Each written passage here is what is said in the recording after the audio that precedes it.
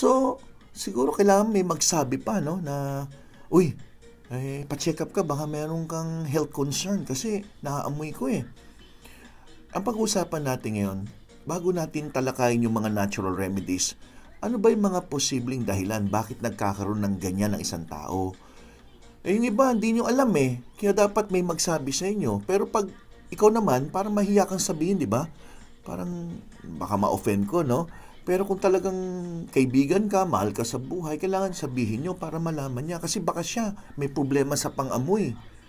Baka dahil sa problema niya sa pangamoy, nagkakaroon siya ng masamang hininga, pero hindi niya alam. Kasi nga, may problema siya sa pangamoy, di ba? Yan ang pag-uusapan natin. Ano muna yung mga origins of bad breath? Okay. Alam niyo po ba, pag pinag-usapan ng bad breath, ang unang-unang isipin natin, nagmumula yan sa bibig. Kung saan maraming